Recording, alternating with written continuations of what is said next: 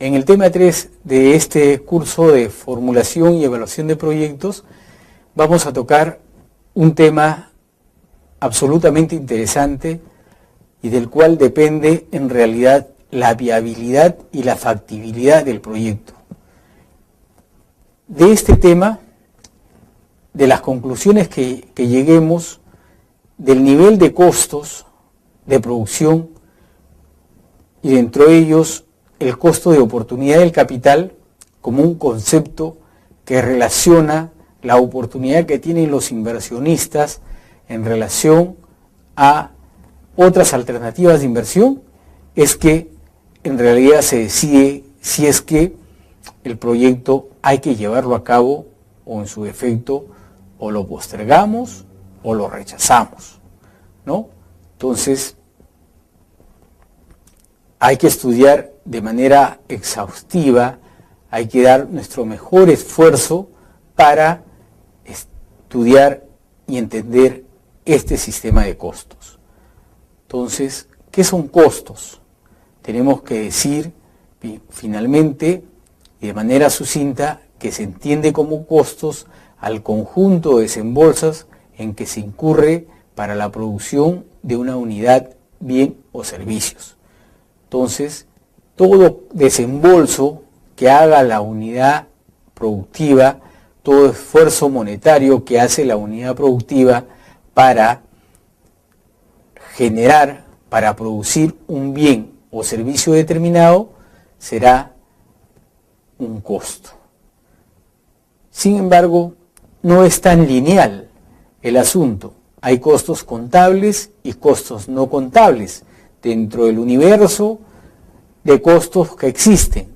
Vamos a ir tratando cada uno de ellos de manera que quede claro su entendimiento para que ustedes formulen sus proyectos de manera adecuada y los evalúen consecuentemente dentro de los criterios de evaluación que expondremos más adelante. Entonces, dentro de los tipos de costos que existen, tenemos costos contables y no contables. Los costos contables son aquellos desembolsos de efectivo que forman parte y que están considerados por los estados financieros. Me refiero al balance, al estado de ganancias y pérdidas, al flujo de caja, etc. Entonces, esos costos que están debidamente definidos en los estados financieros, balance, estado de ganancias y pérdidas, estado de cambios en la situación patrimonial, estado de cambio en el capital de trabajo, etc., son estados financieros que se formulan en base a los costos contables definidos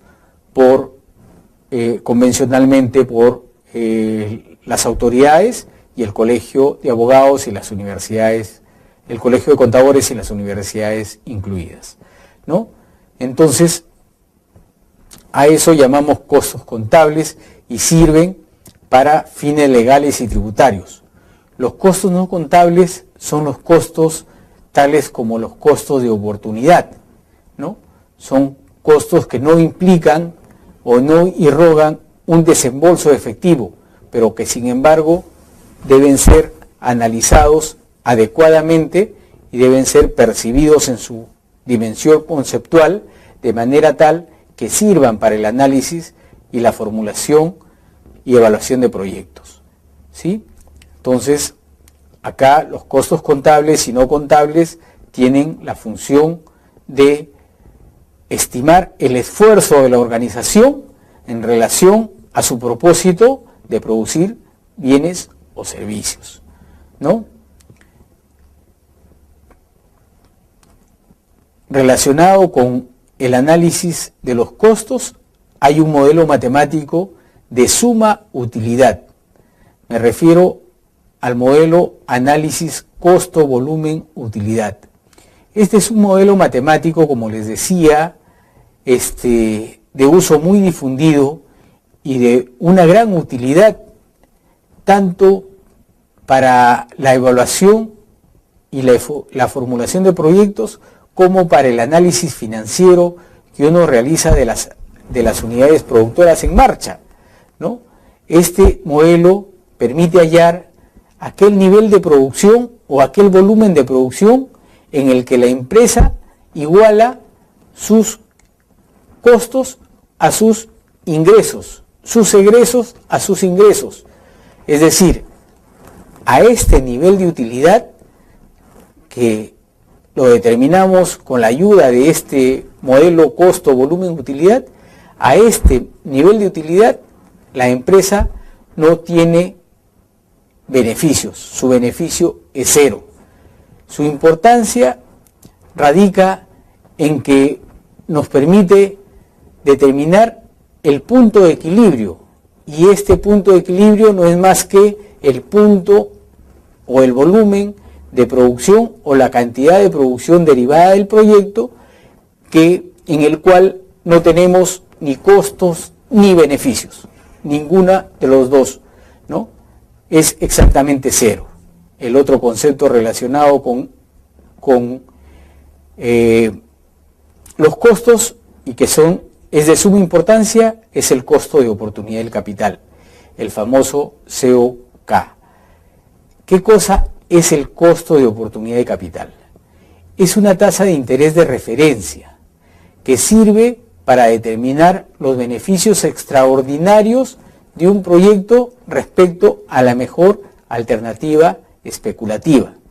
Esta es la tasa de interés, el riesgo país, el riesgo sectorial, la tasa de interés pasiva, me refería, el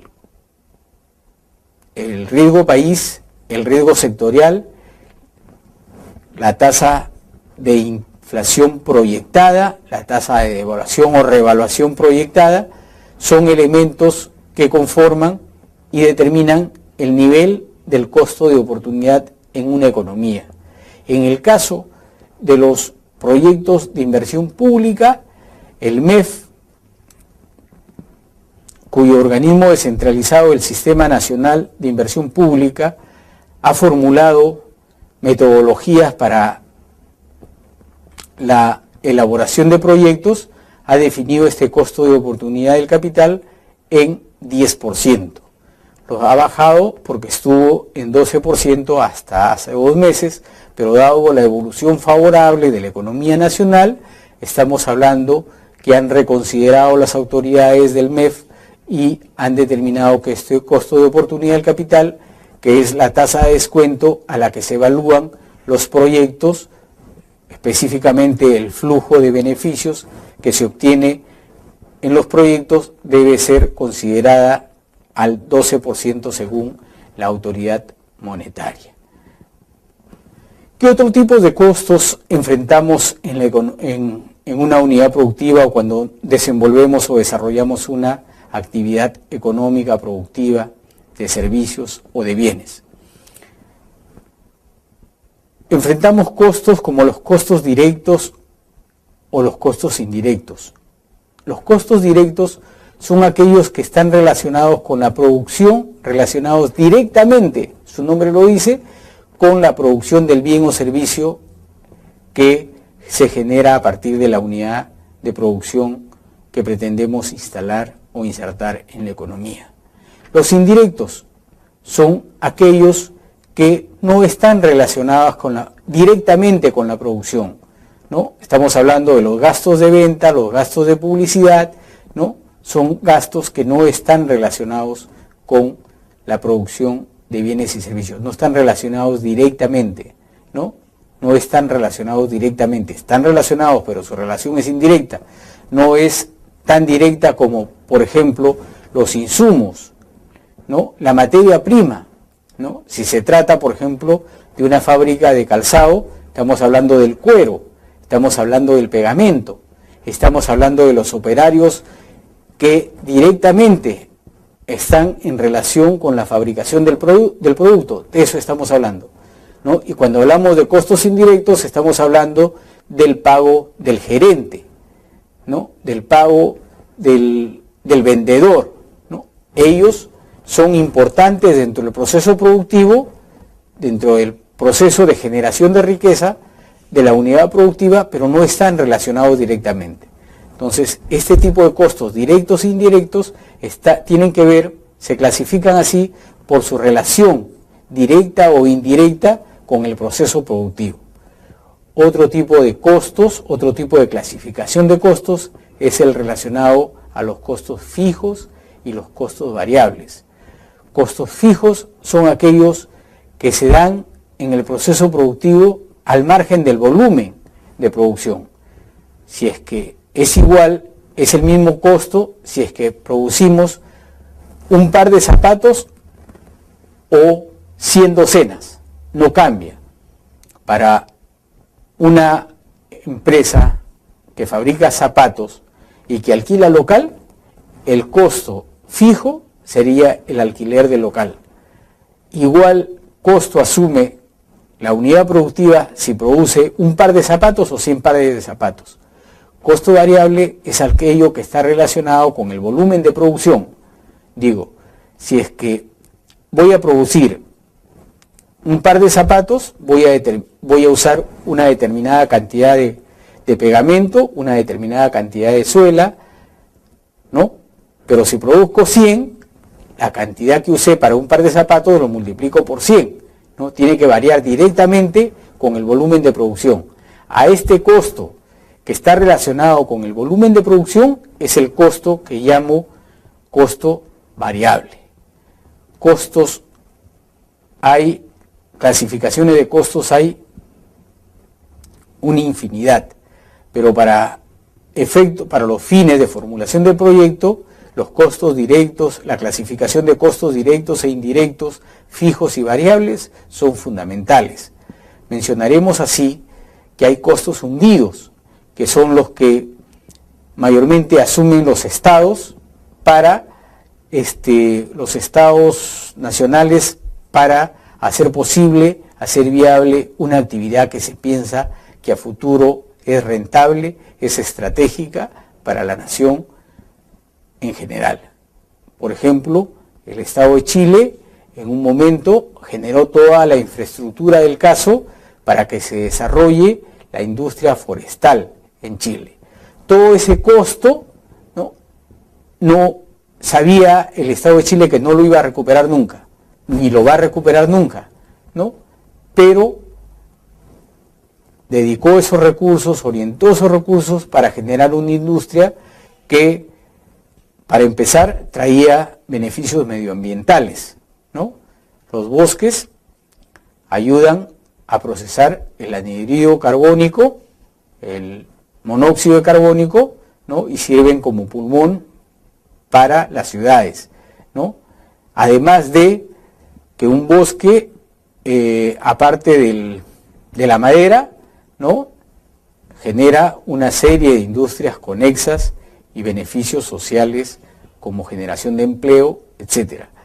Cuando entonces una entidad, en este caso el Estado, dedica recursos para generar proyectos, para generar condiciones para que surjan nuevas industrias, nuevas actividades productivas, a ese tipo de costos que no tienen retorno, ¿no?, y que no se piensa que van a tener retorno, se llaman costos hundidos. Finalmente tenemos la definición de costos muertos. Acá un ejemplo clásico de este tipo son la depreciación, ¿no? La depreciación se dice muerto porque no es un egreso de efectivo, ¿no?, un egreso real de efectivo, ¿no? ¿Y qué es la depreciación? Finalmente, un bien se deprecia cuando pierde valor, ya sea por desgaste o por obsolescencia. Por desgaste, las maquinarias industriales. Por obsolescencia, un ejemplo paradigmático, clásico, emblemático de este tipo de bienes que pierden valor, por obsolescencia son las computadoras, ¿no?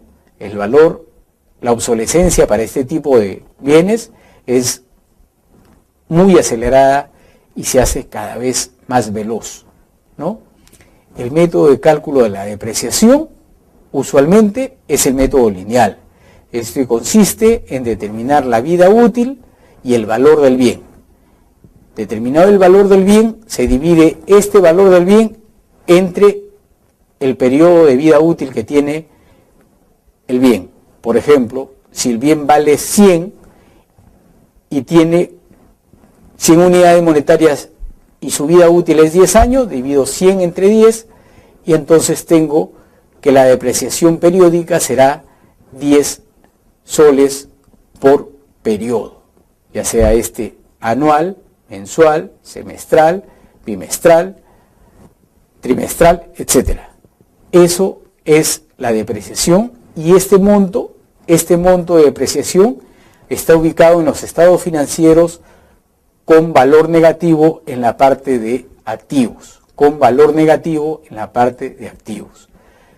Las autoridades fijan este nivel de depreciación de acuerdo al bien de que se trate. Si se trata de edificios y plantas, el nivel de depreciación es 3%.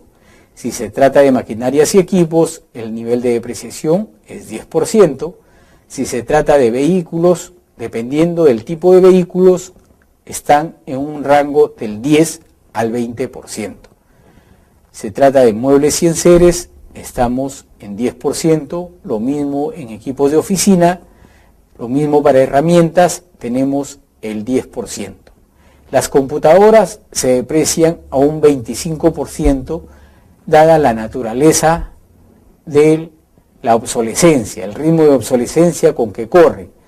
Una computadora puede todavía estar operativa, pero en desgaste no se determina su depreciación, sino en el nivel de obsolescencia.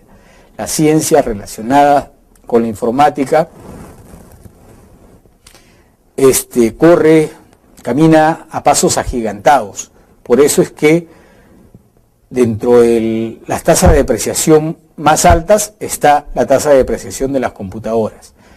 Se estima que se ha establecido que es el 25%. Y si es el 25%, significa que en 4 años el valor de una computadora tiene un valor contable 0, ¿no es cierto? Así se ha establecido los niveles de depreciación para cada uno de los bienes dependiendo la naturaleza, el desgaste y el grado de obsolescencia. Esos son los criterios con los cuales se fija esta tasa de depreciación. Finalmente, tenemos que hablar sobre la determinación de los gastos financieros. Los gastos financieros están relacionados con la tasa de interés. ¿Y qué cosa es la tasa de interés? El costo del dinero, ¿no? ¿Y cuál es el costo del dinero para una empresa? Eso depende del tipo de empresa, del tipo de la entidad financiera que otorgue el crédito, de las condiciones del crédito, etc. Pero básicamente acá entran factores como el riesgo sectorial, el riesgo país, la tasa pasiva promedio que se observa en los mercados financieros. Todos esos factores son importantes para determinar la tasa de interés y el costo financiero que tiene que asumir la empresa para prestarse fondos, para obtener fondos orientados a poner en ejecución el proyecto.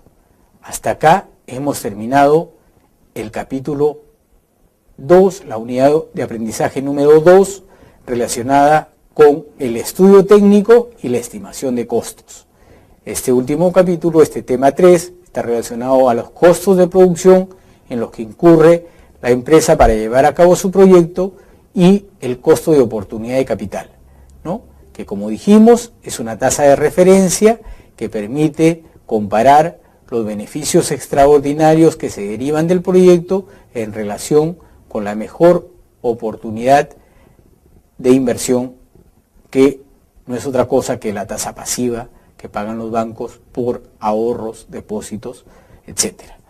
Bien, dicho esto, tengo que decirles y agradecerles su atención porque hemos terminado la unidad de aprendizaje 2 y el estudio técnico y los costos relacionados con la producción del bien o servicio. Dicho esto, les agradezco su atención y espero nuevamente, los llamo a que desplieguen sus más grandes esfuerzos para cualificarse y estar en condiciones de insertarse en el mercado laboral o generar su propia empresa, que sería lo ideal, ¿no? Con estos criterios de evaluación, de formulación de proyectos, ustedes van a estar en capacidad para generar su propio emprendimiento, su propia empresa. Eso es lo que necesita y aspira la nación, tener empresarios, gente emprendedora, y en este esfuerzo Telesub se suma para que ustedes se cualifiquen y enfrenten los retos de emprender de manera decidida y con éxito. Gracias.